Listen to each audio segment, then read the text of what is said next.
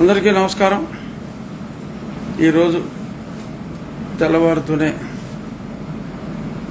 మనసును కలచవేర్చే వార్త పెద్దలు ఈనాడు సంస్థల అధినేత శ్రీ చెరుకూరి రామోజీరావు గారి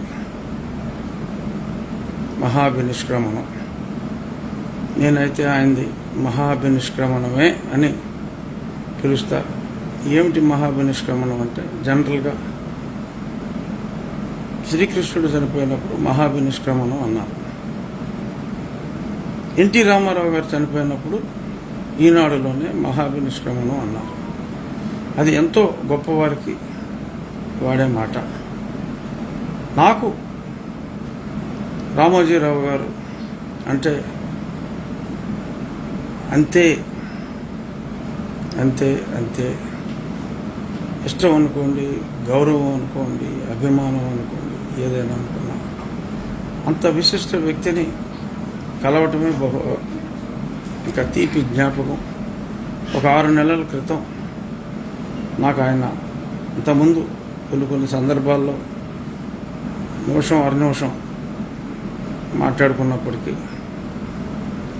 6 నెలల క్రితం నాకు ఒక అరగంట సమయం అని ఇచ్చి ఆ సమావేశం 2 గంటల పైగా వారితో మాట్లాడటం జరిగింది. వయసులో ఎంతో చిన్నవాడినైనా నన్ను కూడా మీరు అంటే, అయ్యా దయచేసి నన్ను అవమానించొద్దు, ఇలాంటి మహానుభావులు నన్ను మీరు అంటాం నేను భరించలేను అంటే వయసు బట్టి కాదు అని ఎంతగానో ఈ అరాచక పాలన పైన పోరాడుతూ ఈరోజు ఈ రాక్షస పాలన అంతమైంది అంటే అందులో సింహభాగం ఆయన ఈ ప్రభుత్వ అవినీతిని తూర్పాడ పట్టిన తీరే అని చెప్పుకోవటంలో ఎటువంటి అతిశయోక్తి లేదు. మరి అటువంటి ఆ మహానుభావులు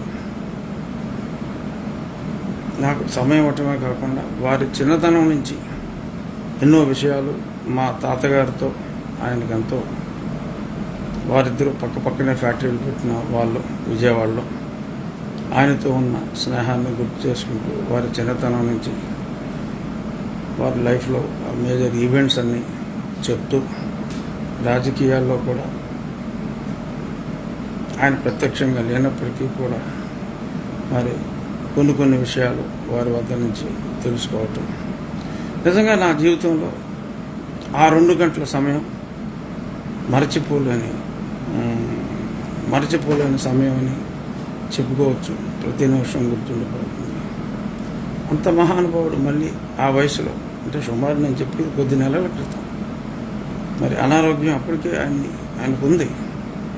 అయినా ఆయన ఎంత ఎదిగినా కూడా, ఎంత గొప్ప వ్యక్తి అయినా కూడా మరి నాలాంటి వయసులోనే కాదు అన్ని విధాల ఆయన ముందు ఎంతో చిన్నవాడిని ఆయన నన్ను కూడా ఆయన మరి లిఫ్ట్ వరకు వచ్చి ఆయన సాగనంపటం అంటే మరి ఎంత ఎత్తుకు ఎదిగినా మరి అటువంటి సంస్కారం అందరికీ రాదు.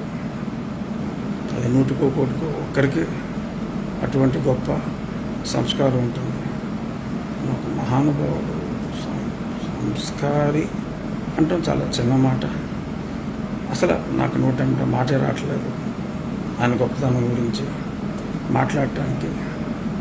వారిని కలిసినప్పుడు మరి ఆయన ఒకటే పట్టుదల, ఈ రాష్ట్రానికి ఈ పట్టిన పీడ వదిలించాలి రాజుగారు, అదే పనిలో నేనున్నాను, అన్యాయం జరుగుతుంది, తెలుగు ప్రజలు దారుణంగా మోసపోయారు, వారికి ఈ విషయాలన్నీ చెప్పాలి అని చెప్పి ఆయన ఈ క్షణం కోసమే ఎదురు చూసి మరి ఆ రోజు రిజల్ట్స్ వచ్చిన తర్వాత ఇంకా తెలుగు ప్రజలకు ఆయన చేసిన మేలు చాలు అనుకున్నారు. మరేమిటో మరి అది జరిగిన ఈ 3 రోజుల్లోగానే మరి ఈ విషాద వార్త వినాల్సి వస్తుందని చెప్పి నేను అనుకోలేదు.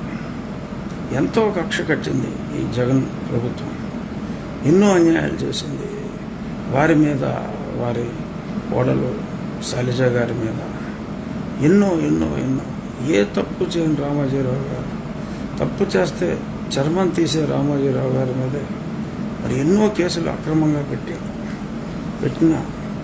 పెట్టినప్పటికీ కూడా ఆయన చలించక లొంగక ఎంత చెప్పుకున్న రామోజీరావు గారి గురించి తక్కువే. ఆ మహానుభావుడి గురించి నేను మా అధినాయకుడు ఢిల్లీలో ఉన్నందువల్ల నేను కూడా ఢిల్లీకి రావడం జరిగింది. ఇప్పుడే మధ్యాహ్నం బయలుదేరి ఆ మహనీయుని ఆఖరి దర్శనం చేసుకుంటాను. పత్రికా రంగానికే కాదు, ఆయన నేను ఆశ్చర్యపోయిన విషయం, చావుని ఎంత ఈజీగా పుట్టిన వాళ్ళందరూ పోవాల్సిందే. రామోజీ ఫిలిం సిటీలో ఆయన ఒక ప్రాంతాన్ని ఎప్పుడో ఎన్నో సంవత్సరాల క్రితమే ఎంపిక చేసి మరి ఆయన సమాధి ఎక్కడ ఉండాలి అనేది కూడా మరి బ్రతుకుండగా మనకు చావంటే భయం. ఆ చావుని గుర్తు చేసుకోం మనం ఎవరం. ఆ చావుని తెచ్చుకుంటే తప్పదు అని గుర్తు తెచ్చుకుంటే ఇన్ని అన్యాయాలు, ఇన్ని అరాచకాలు, ఇన్ని అధర్మాలు ఈ రాష్ట్రంలో కానీ ఈ దేశంలో కానీ ఉండవు.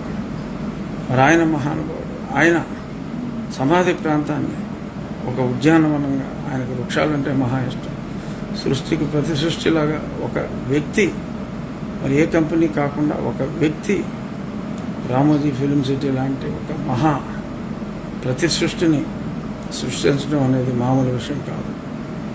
ఎన్ని వేల కోట్లు నష్టపోయినా కూడా ఆయన అనుకున్న కళలకు రూపం కల్పించిన ఒక శిల్పి రామోజీరావు గారు.